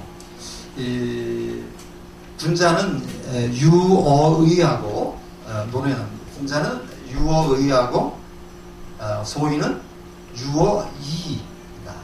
그래서 군자의 반대되는 말을 소인이라고 해가지고, 군자는 의에 살고, 의에 살고, 그 다음에 소인은 자기 이익만을 추구한다. 그래서 군자는 유어의하고 소인은 유어리한다. 이렇게 나오는데, 이런 군자라고 하는 이러한 덕을 갖춘 사람, 이게 이제 불교의 장로입니다. 이런 사람이 돼서 나중에 이제 성이 나오거든요. 그래서 불교의 유교의 최종적인 목적은 이제 성인이 되는 거거든요. 성인이 되는 건데, 성인이 되기 위해서는 이러한 군자라고 하는 그러한 덕망을 갖춰야 된다. 그러니까 이제 우리 불교에서는 보면 부처님이 이제 최고의 목표라고 한다면 부처와 같은 사람이 되기 위해서는 보살행을 해야 된다. 이 보살행과 같은 것이 이제 군자행이라고 했습니다. 그 다음에 이제 바른 생각을 잘 지키고 공경을 으뜸으로 삼아라. 삿된 생각, 그 다음에 이제는 수수, 이런 거는 이제 배격한다는 얘기죠. 음욕을 열고 청정한 행을 닦아야겠다. 그 떳떳하게, 비굴하게, 떳떳하게 해라. 남을 앞세우고 자신은 물러서며 명예와 이익이 탐하지 않는다 해서, 우리 그 옛날부터 이제 그런 게 있습니다. 그래서, 공은 남에게 돌리고, 그 다음에 이제 그 잘못한 것은 내가 책임진다. 이런 것이 이제 우리 그 동양의 이제 미덕이라고 봤는데, 우리가 이제 내가 어떤 큰 공을 세웠어도, 사람은 다 알아요. 내가 뭐 이렇게 공을 세워가지고 나라를 구했다 얘기하지 않아도 사람은 다 압니다. 근데 그렇게 가만히 있을 때, 자기가 공을 세우고도 그걸 드러내지 않을 때, 다른 사람들이 그걸 존경하는 거죠. 존경하고 공경하는 겁니다. 내가 스스로 자기 자랑을 하거나 자기를 과시할 때 다른 사람이 존경하지 않습니다. 근데 이제 우리 그 사람들, 중생들은 그걸 잘못 알기 때문에. 그래서 이제 뭐 이렇게 7가지를 얘기했는데 이것을 칠불쇄법이라고 얘기를 합니다. 망하자는 칠불쇄법인데, 이게 뭐냐, 정치뿐만 아니라 우리 사람 사는 데도 굉장히 중요한 것이 아닌가 생각합니다. 그 다음에 이제 외샬리 또는 바이샬리라고 그러는데, 이제는 여기가 이제 그 네팔인데, 요쯤이 이제 아마 그 부처님이 태어나신 까빌라와뚜라고 하는 그 나라가 있어요.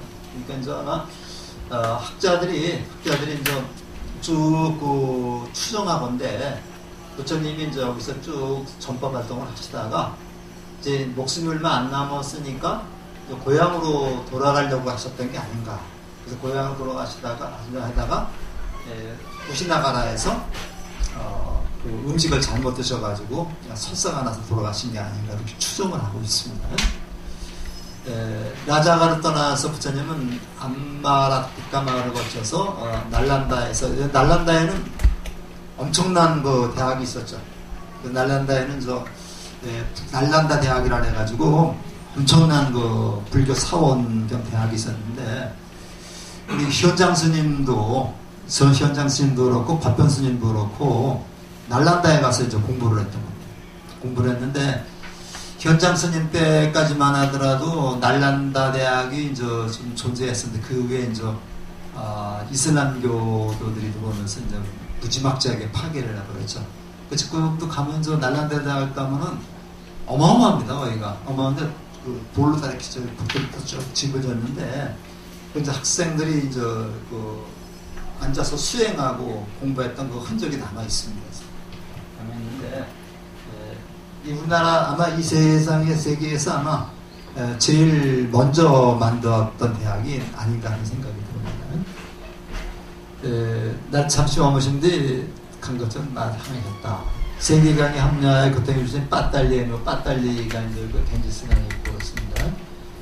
아사타사투항이 파견한 와사카라와 순이다가 새로운 도시를 건설하고 있었다.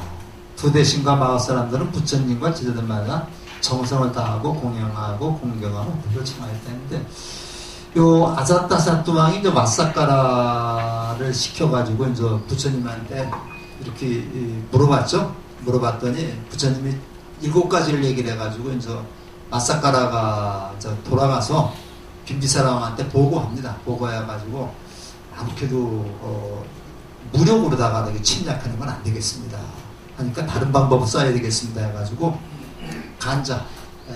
첩자를 갖다가 이제 침투시킵니다. 첩자를 침투시켜가지고 그쪽에서 이제 그 막지 연맹이 스스로 무너지게 만들어가지고 나중에 결국 막지 연맹을 마가다국에서 차지하는데 그 뒷날 얘기인데, 항상 이제 문제가 이 간자를 보내면 스스로 무너지게 하는 거죠. 내부 분열보다 더 무서운 건 없어요. 근데 이게 좀, 아주 요즘 굉장히 좀 심각합니다. 우리나라도 보면은. 그냥 협치라는 게 말은 협치인데, 저희 협치가 되지 않고 그냥 서로 자만 잘났다고 싸우는 것 같아서, 이게 이북에서도 또는 중국이나 이쪽에서도, 우리에게 요구하는 게 남남 갈등이라고 그러죠. 남남 갈등. 그러니까 우리 남쪽에서 여야가 갈등하는데, 사실은 이 국가적인 문제에서는 또 우리 큰 문제에서는 같이 마음을 하나로 모아야 되는데, 언제부턴가 그게 안 되고 있더라고요. 참 가서 안타까워요. 그래서 우리가 살면서 정치에 관심을 안 갈 수도 없고, 내가 누구 지원할 그 문제가 아니라 서로 좀 국가적인 문제에서는 이렇게 좀 하나가 되어야 되는데 좀 안 된다 해서 안타깝습니다. 자, 게으르기는 행실, 나쁜 사람에게는 5가지 손실이 있다. 5가지 손실이 있는데, 첫째, 재산이 줄어들다. 둘째, 평판이 나빠지고, 셋째, 많은 사람이 모인 자리에서 떳떳하지 못하고, 넷째, 죽을 때 허둥대고 괴로워하며, 다섯째, 죽은 다음에 지옥에서 고통받게 된다. 이렇게 계율을 어기고 행실이 나쁜 사람에게 5가지 손실이 있음을 얘기했는데, 너 이해가죠? 재산도 줄어들고, 평판도 나빠지고, 많은 사람이 떳떳하지 못하고, 죽을 때 허둥대고, 이 죽을 때 자주 죽어야 됩니다.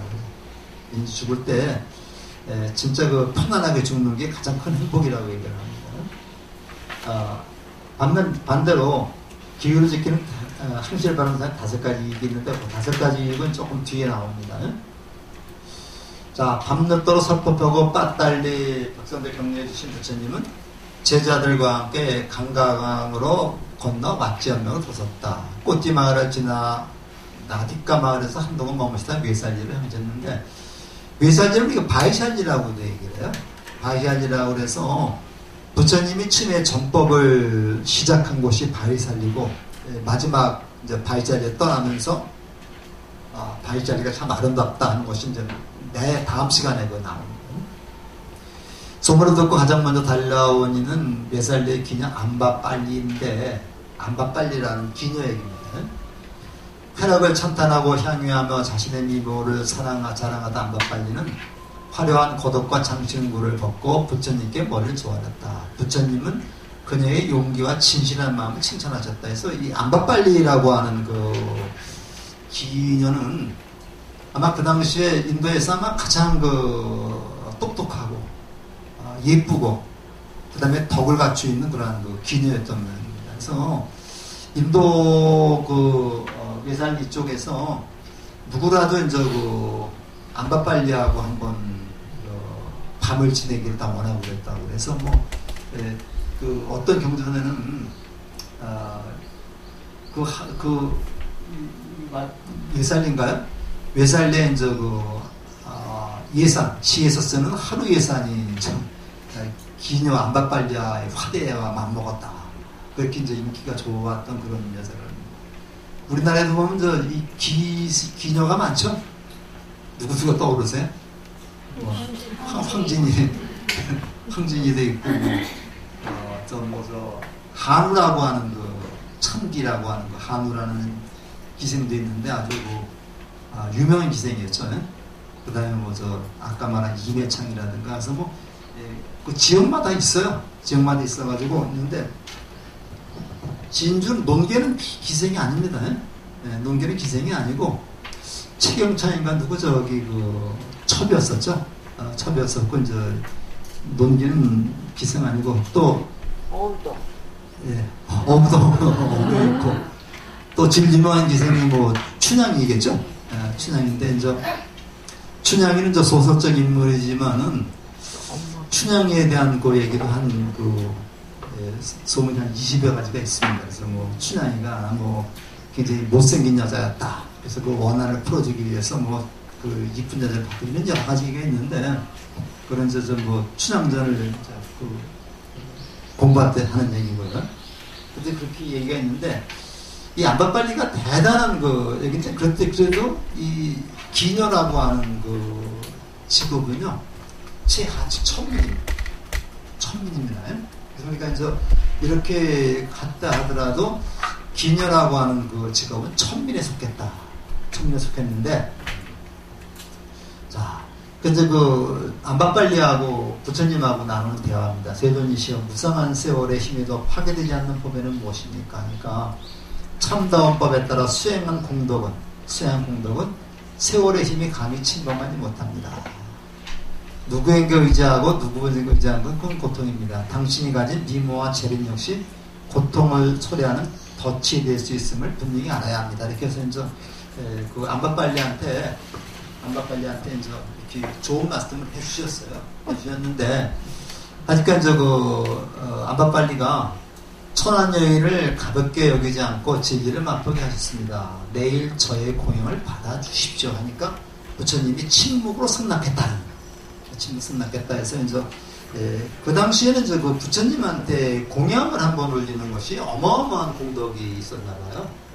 그런데 보통 이제 우리가 음식을 먹는 것을 공양이라고 하지만 사실은 부처님에게 올리는 모든 것을 다 공양이라고 그래요.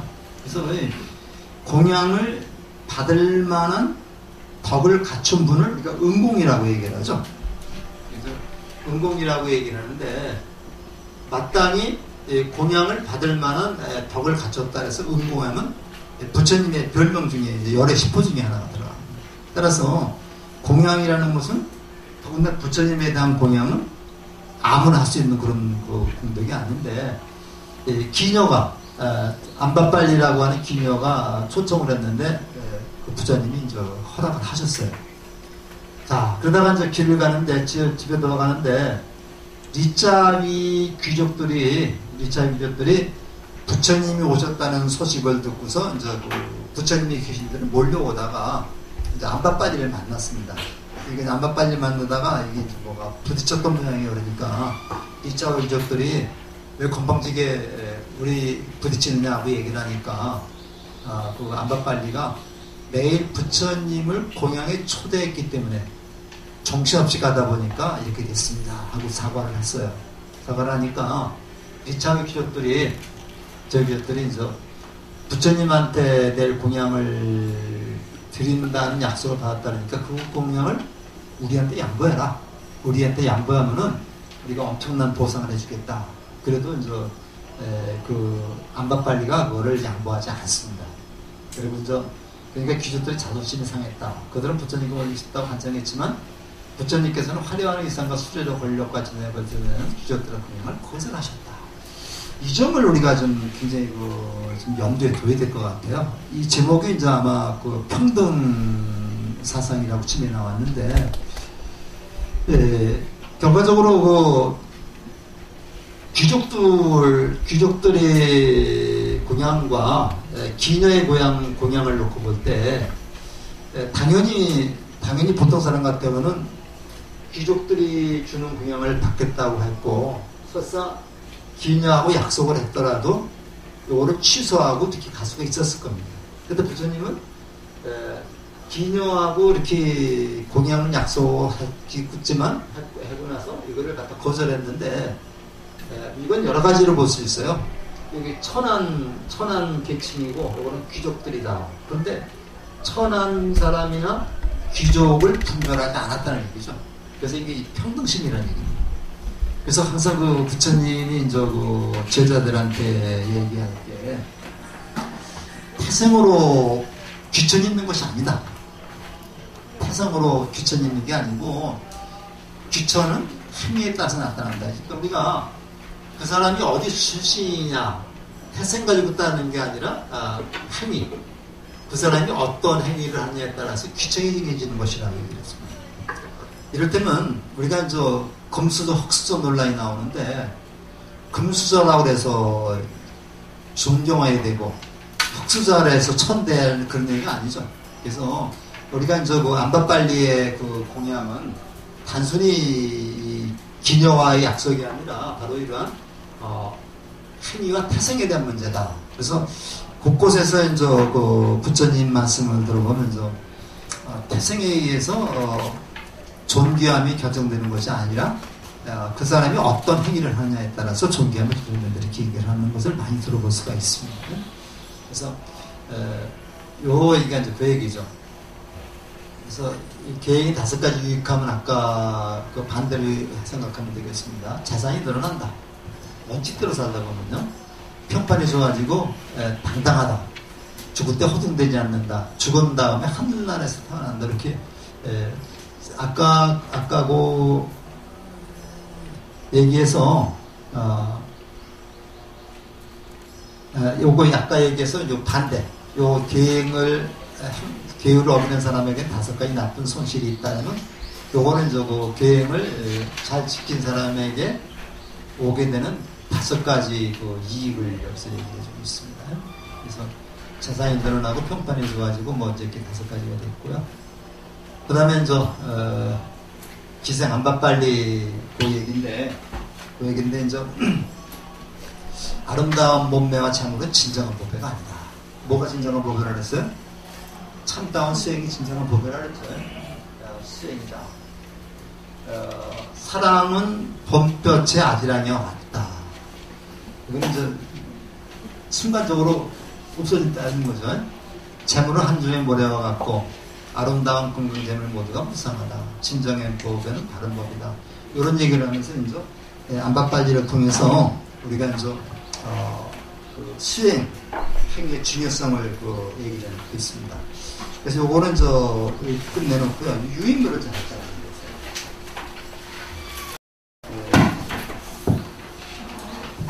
거죠. 우리가 그 불교 공부를 하면서 여러 가지 수행 방법이 나옵니다. 그래서 한정도 수행 방법도 있고 육바람도 있고 그런데 초기 불교에서부터 북파불교에 이르기까지 가장 대표적인 수행법을 37보리분법 또는 37조도품이라고 그래요. 이 조도라고 하는 말은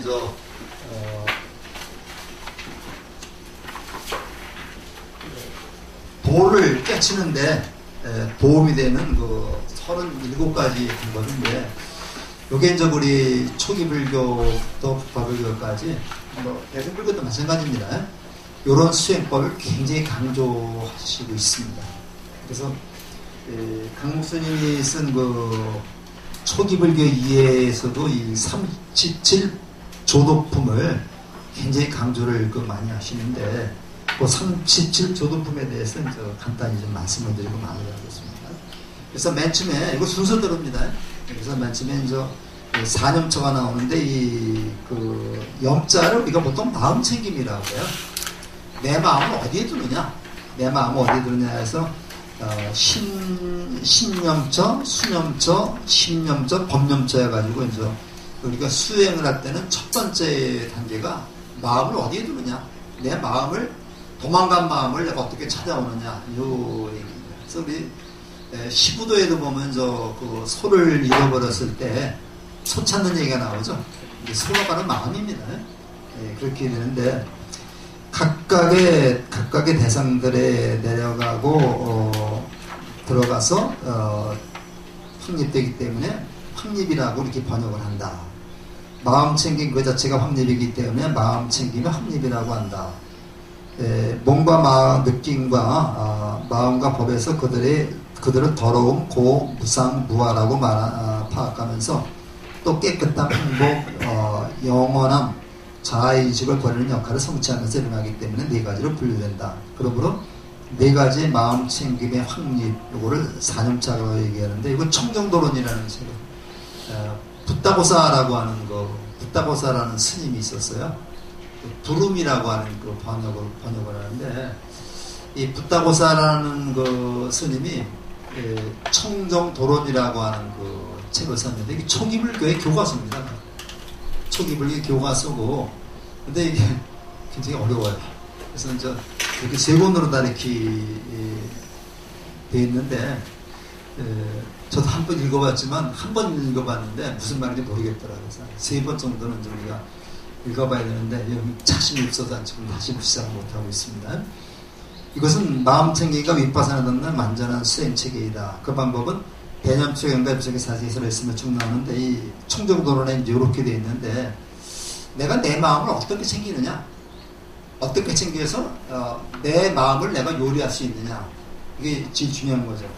내 마음 나도 몰라가 아니라 내 마음을 내가 알아서 내 마음을 이렇게 항복받는 것을 절복이라는 말을 써요. 마음을 절복받아야 된다. 절복. 요거를 우리가 이제 유교에서는 극기라고 말합니다. 극기. 그래서 극기공예라는 말 쓰죠. 극기. 나를 갖다가 어떻게 극복하느냐. 요걸 하기 위해서 이제 우리 절에서는 절을 많이 하죠. 절을 많이 하면 자기도 모르게 이제 수고지게 되어 있습니다. 요거 된 다음에 이제 4가지 바른 노력이라 해가지고 이미 일어난 나쁜 것을 버리려고 하는 노력. 이미 일어난 나쁜 것을 버리려는 노력이 이제 율의정근입니다. 율의정근. 아직 일어나지 않은 나쁜 것을 일어나지 않게 하는 것을 단정근이라고 하고요. 아직 일어나지 않은 유익한 것을 일으키려는 노력. 이거 수호정근. 이미 일어난 유익한 것을 증장시키려는 노력이 있어 수정근이라고 하는데 이거 이해가시죠? 일어난 것을 나쁜 것을 버리고 일어나지 않은 나쁜 것을 일어나지 못하게 하고 일어나지 않은 유익한 것을 일어나도록 잠깐 북돋우고 이미 일어난 것을 더 증장시키는 것. 그러니까 유익하고 착하게 착한 마음이 더 많이 일어나도록 이렇게 해야 된다는 얘기죠. 그래서 바른 노력은 정진의 마음부스이며 이 마음부스라는데 이 심선을 마음작용이라고도 그래요. 이게 우리가 심이라는 거는 마음이죠. 우리 마음인데 이 마음을 어떻게 쓰느냐, 마음을 어떻게 쓰느냐를 우리가 심소라고 얘기를 합니다. 정진 하나가 4가지 다른 기능을 하고 있다. 이 사정구는 팔종도의 6번째인 정정진의 내용이며 5분과 오력의 2번째인 정진의 내용이다. 그래서 내가 마음을 챙긴다면 그 마음이 바른 마음으로 진행되도록 노력해야 된다는 얘기죠. 그 다음에 이제 사여의족 해가지고 4가지 성취수단입니다. 그래서 열의의 성취수단. 목표에 대한 열망을 끊임없이 유지하는 것. 목표가 설정되어 있지 않으면 의욕이 없고, 마음은 집중되지 않고 방황할 것이고, 성취는 요원할 것이다. 그래서, 우선 내가, 어떻게, 아까 목표를 설정하라는 얘기입니다. 목표를 설정하고, 그 다음에 목표가 설정된다면은 정진을 해야 된다. 그래서 그거는 정진의 성취 수단에서는 중도를 강조하고 있습니다. 중도라는 거는 어느 한쪽으로 치우치지 않는 올바른 길을 중도라고 얘기를 하죠. 그 다음에 마음의 성취 수단, 그 다음에 마음에서 일어나는 현상을 알아차리고 관찰하는 것. 그 다음에 검증 수단 해가지고, 현상에 대한 관찰과 조사하고, 탐욕이 일어나면 왜 탐욕이 일어났는가?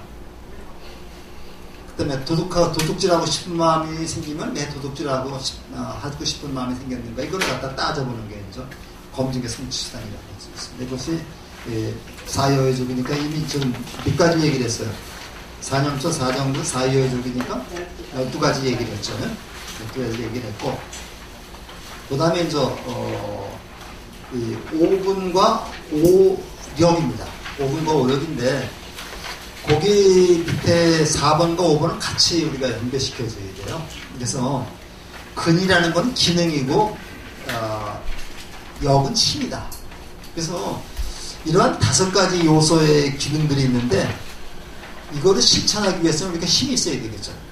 그러니까 어떤 그 법을 지키든지 뭐든지 해가지고 어떤 일을 해야 된다. 어떤 일을 해야 된다라고 하면은 그 자기가 하고자 하는 것을 이뤄낼 수 있는 힘이 필요합니다. 이 힘을 오력이라고 해요. 그러니까 부처님은 이러한 오력 또는 심력을 갖추신 분이죠. 이 힘이 없으면 아무것도 되지 않습니다. 그러니까 우리가 얘기를 할 때 이렇게 공부를 하면서 내가 이것은 정의고 이거는 정의롭지 못하다라고 얘기했을 때 이 정의롭지 못한 것을 막아내면서 정의로운 것을 지킬 수 있는 힘이 있어야 됩니다. 그런 힘을 갖추지 못한다면 그 사람은 남이 인정해주는 건 물론이거니와 자기 자신이 도태돼 버려요. 그래서 불교에서는 이러한 그 정진의 힘을 갖추라고 하는 그런 내용인데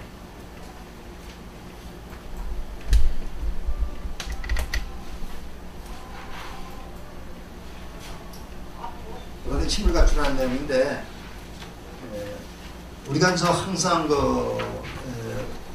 공부를 하면서 이제 이렇게 스스로 힘을 갖출 수 있도록 이거는 바로 무엇에 나오느냐 하면 그 용기입니다. 정진에서 꽃을 이루어나가겠다는 실천 의지, 실천하고야 말겠다는 그 용기가 필요하다는 얘기죠. 그래서 그 진정한 그 용기라는 것은 원칙하에서 이루어지는 게 용기고, 그 다음에 그냥 그 자기 힘도 없으면서 컨설을 찌는 걸 그냥 만용이라고 말하죠. 만용 같은 건 바람직하지 않습니다. 그래서 기능과 힘은 같은 5가지 요소들을 구성되어 있다. 그러나 이 둘은 다른 역할을 한다. 기능들은 그 각각의 영역에서 지배하는 요소들이고, 힘들은 반대되는 것들에 의해서 흔들리지 않고 이들과 함께하는 법들을 강하게 만드는 요소들이다. 이 5가지 기능들은 그들의 영역에서 각각 결심하고 분발하고 확립하고 산만하지 않고 식별한다. 이렇게 하면서 이와 반대되는 법들이 이들을 인도하지 못하도록 한다. 그래서 이런 힘이 있어야 된다는 얘기입니다. 그래서 우리가 이제 다른 사람하고 이렇게 생활하면서도 내가 옳은 길이다, 이것이 정도다라고 생각하면 정도로 갈 수 있으면서 다른 사람들을 이끌어갈 수 있는 그러한 힘이 필요하다. 이걸 지도력이라고도 얘기할 수가 있겠습니다.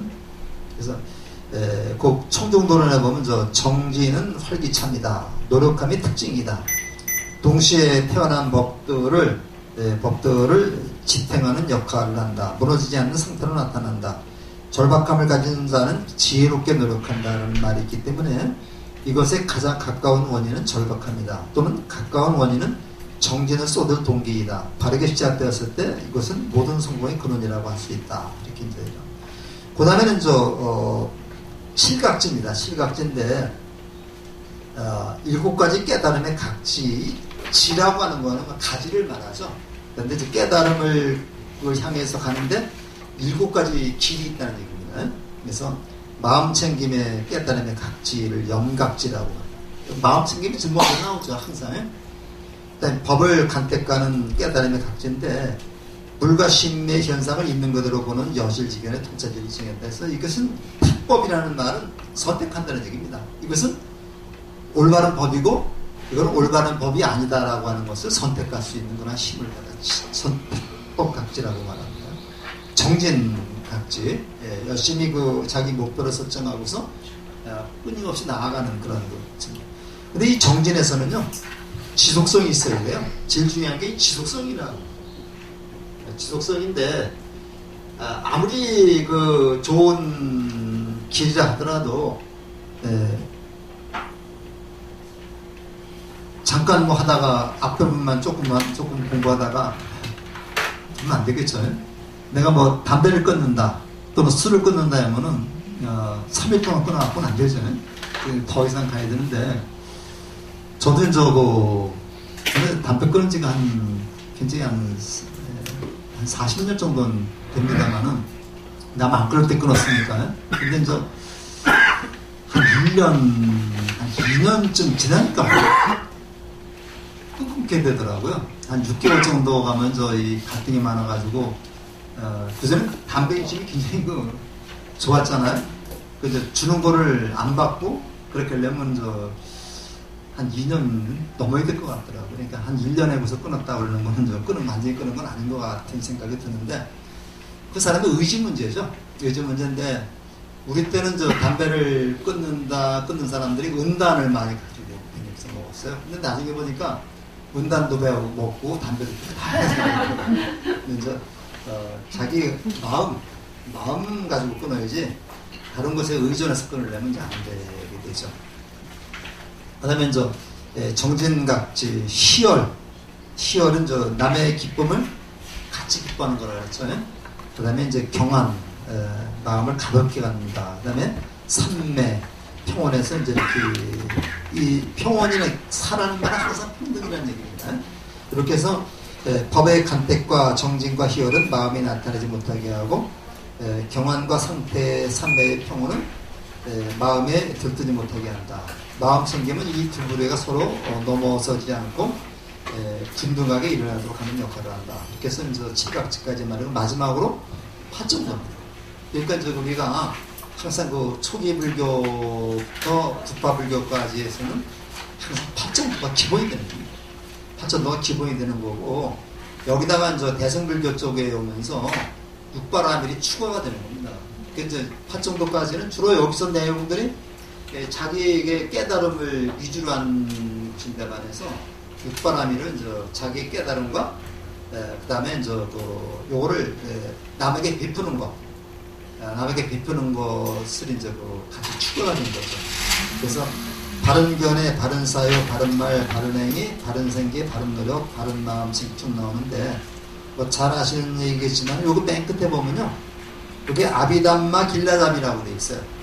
그 책이 아비달마 길라잡이라는 책인데, 요거는 아비담마 길라잡이라는 책은 청정도론에 들어가는 그 교재입니다.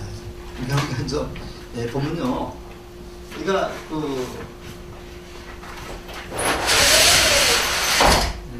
우리가 이제 경을 공부하려면요, 경은 이제 부처님의 가르친 말씀이죠. 근데 요 논이라고 하는 말은 이 경을 해설해놓은, 요 경을 해설해놓은 책이 논입니다. 그러니까 부처님의 말씀이 이제 간략하게 되어 있기 때문에 간략한 부처님의 말씀을 아주 풀이해가지고 이거를 이해하기 위한 것이 논인데, 사실 이게 더 어려워요. 이게 더 어렵습니다. 그래서 우리가 이제 원효 스님이 쓴 금강산맥경론인데, 이거는 금강산맥경이라고 하는 경을 공부하는 입문서거든요. 이게 금강산맥경론인데, 청정도론에 요 논에 대한 입문서가 또 소라고 또 있습니다. 또 이제 있는데, 요 청정도론이라는 책이 초기 불교를 체계화시켜 놓은 책인데, 요거에 대한 입문서가 아비달마 길라잡이. 우리나라에서 번역이 아비달마 길라잡이라고 번역이 돼 있어서, 지금 청정도론보다는 조금 좀 얇게 해서 두 권으로 나는데, 청정도론을 한번 읽고 아비달마 길라잡이 읽으니까 도저히 내식적으로는 진도가 안 나요. 요거는 좀 사다만 넣고 읽어보지 못했는데, 사실은 아비달마 길라잡이를 읽고 요것을 바탕으로 해서 청정도론을 이해하고, 그래서 이제 초기 불교 경전을 봐야 되는데, 거꾸로 하고 있습니다. 거꾸로 하고 있는데, 이게 이제 우리가 머리로만 이해하려니까 이해가 되지 않아요. 근데 사실은 이게 정진이라는 실천이 같이 수반되어야 되는데, 그게 참 안 되기 때문에 이제 이렇게 되는 것 같아요. 그래서 이 중에 이제 발언견의 이 정사유, 정업, 정명, 정정기, 정념, 정정에서 이제 바른 삼매에 들어가게 되면 거기에서 새로운 지혜가 정득이 된다는 얘기입니다. 그래서 그거 조금만 읽어보고 끝내겠습니다. 네 가지 진리를 통찰하기 시작한 수행자의 해안이 바른 견해이다. 이 바른 견해가 되게 중요합니다. 어떤 안목을 가지고 있느냐, 바른 안목을 가지고 있어야 된다는 얘기죠. 그러니까 사성제에 대한 바른 안목을 가지고 있은 다음에, 그 다음에 이제 사유가 나오고 그러는 거예요. 그 해안은 열반의 대상으로 하며 무명의 잠재 성향을 뿌리 뽑는다. 정근의 특징을 바르게 보는 것이다.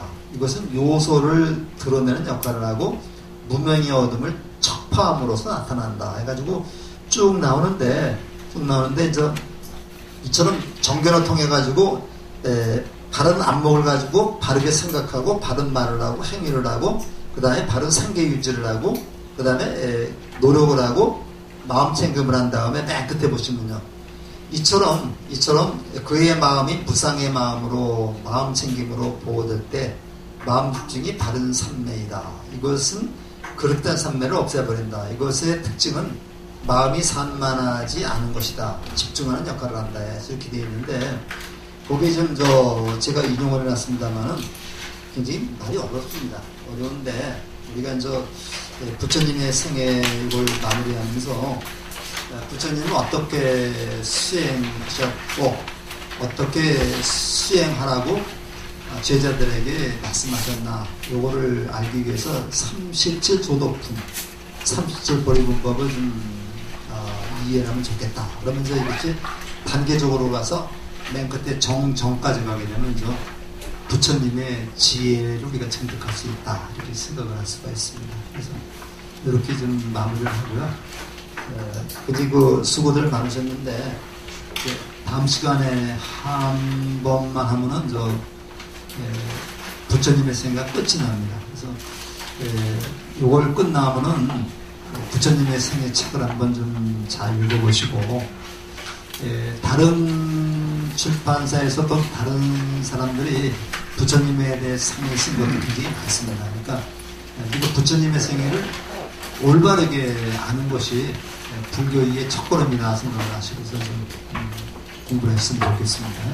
그래서 오늘 좀 마치고, 지금 초하루 법회가 아직 끝나지 않았는데 아마 우리 해주스님 법문하시는 분인데, 법문할 때는 가서 이렇게 들어가서 하면 법문이 흐트러지죠. 그러니까 법문은 바깥에서 들으시고, 그리고 공양 좀 맛있게 하시기 바랍니다.